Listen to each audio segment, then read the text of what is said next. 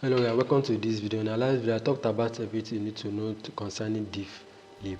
Like I said, it's a built-in Python library that you can use to compare two words together. But before we can do that, let's look at the traditional way we can compare two words together in Python programming language. We can use what is basically this dash that actually equals to compare two words together. Okay, let's say I created and say var1, and then I gave you, let's say, easy kit.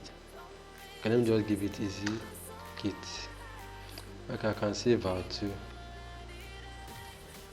I can say easy kit. But let me put this E to be capital letter. So how can I compare this value var1? When I say var1, I'm talking about variable. I just a variable I gave it. You can put it anything you want. So I can use this comparison. I can say var1 is it equals to false for me, because this guy, even though let me remove this, even though these two guys seem to be a little bit seem to be different in our own understanding. This capital letter E here is definitely since here is small, here is capital. This comparison operator cannot differentiate both of them. Cannot differentiate which one is which one is one. We're just trying to check whether, for example, 1 is equals to 1, 2 is equals to 2. So let me run this first. Let's get.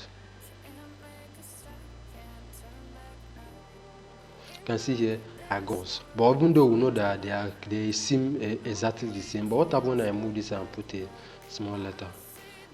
You can see I got true here. This is one of the basic way, or I can say the traditional way we can try to compare two words together. Okay, I can also use n. This is basically going to say this var guy is in var2. Let's run it and see our output. You can see I got true. This method, this using this in is a little bit better compared to that of equals to, because in this scenario, let me move this guy. Let me move this kit from that of var1. You can see I still got true.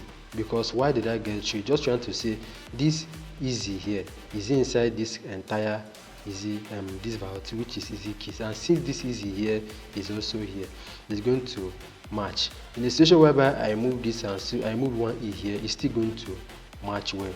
You can see I still got true, because this EZE is inside this guy, which is this EZE. See, and these are mainly two basically where we can compare words together. We can also use this when we want to compare what is it called? Compare a sequence of data. Like here is string. We can also compare lists together.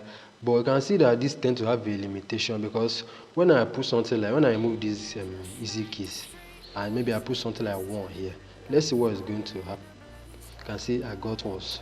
Using it because when I said n, I'm going to check everything here is inside here. You can see this one here that appears here is going to be a problem when it comes to this of matching format. So this is where difflib comes in.